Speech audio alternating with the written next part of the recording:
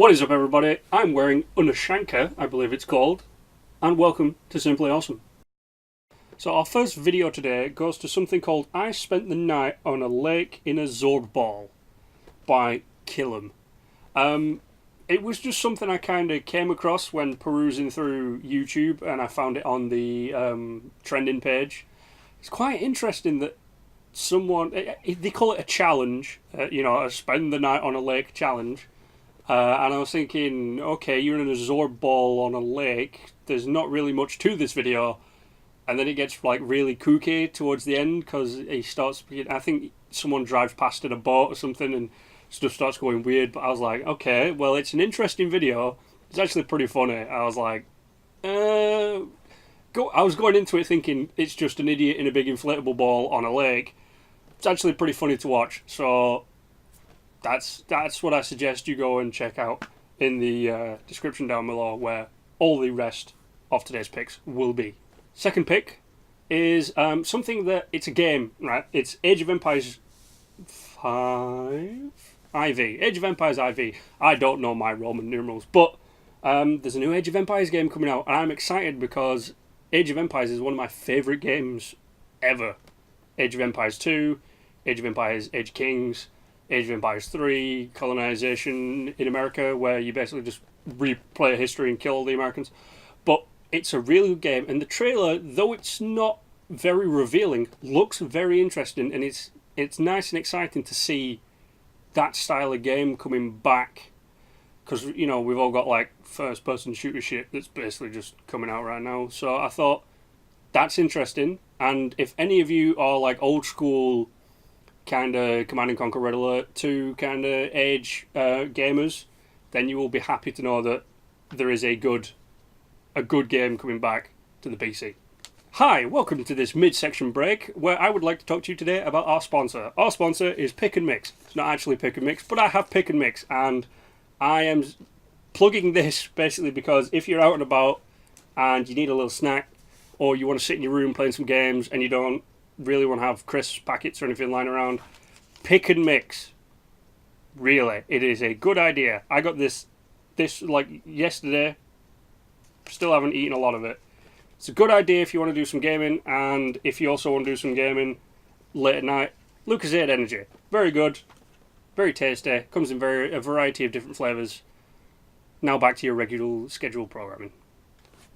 Now, I said last week, or in one of my videos, that this week is going to be a very awesome series of videos. Now, the first two might not seem that way, but this one is. For our third pick, it is the space station, so the ISS, transitioning across the Eclipse. That's why this week was going to be good, because of the Eclipse, basically.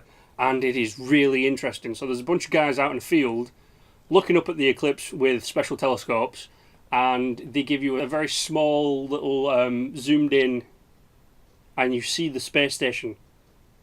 It's not there for long because the space station travels at like a couple of thousand miles a second, but you just see it go across the screen, and it's awesome because, one, space station's up there, and that's impressive, engineering all the same, but to see it go across the sun was just absolutely amazing, and I love space, so I thought I would share an interesting video of the space station flying across the front of the Eclipse this week.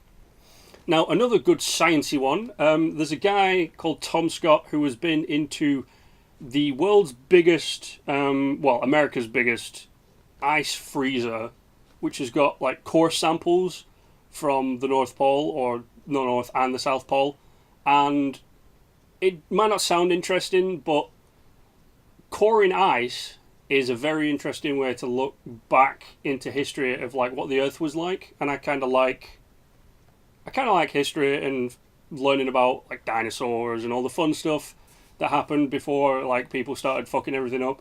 And this guy Tom Scott takes you into this massive, it's a massive freezer that has got thousands of these core samples in from like way back to recent, and he's talking about what it's all about and why we do it.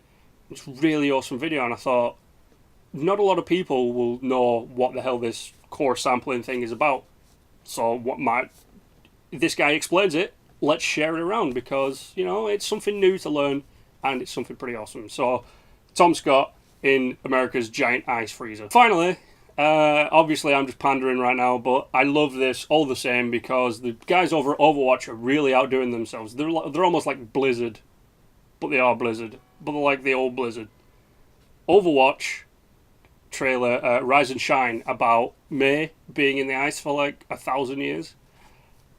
Overwatch to me is a game that's it's fun to play. I play Soldier 76 and Bastion basically, and every time I watch these trailers, I get a little bit of backstory about people, but it's more along the lines of like looking at the detail they put into some of the stuff, and it's just like awesome visuals and stuff. But it's fun to see the kind of stuff that they have to come up, because it never really used to be a character would have backstory in games.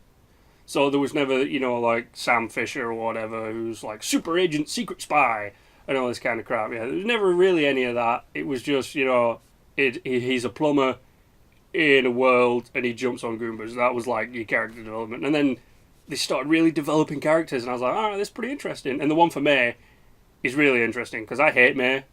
I despise May. She's annoying as fuck. She's like, I'm going to shoot you with my ice gun. But it's actually interesting to know May's backstory and stuff. So that is our final pick of the week. So thanks for coming along today, guys. Short-ish kind of video this. Well, I kind of just paced through all of my video selections. But we're actually almost close to 60 subscribers, which is pretty impressive because we're on 58. And hopefully you guys can help us get to 60 pretty damn soon. And who knows, maybe at 60 I'll do another Q&A, even though I said my next one would be at 100. But if you want me to celebrate the 60 subscriber mark, which, probably sounds a bit mundane, but every milestone I do something for you guys. So if you want any of that, put it in the comments down below. If you want to know anything about these videos today, you can go and check the description to go find out more about them and watch the videos yourself. But until then, thanks for coming along today, and I will see you all in the next video. Goodbye.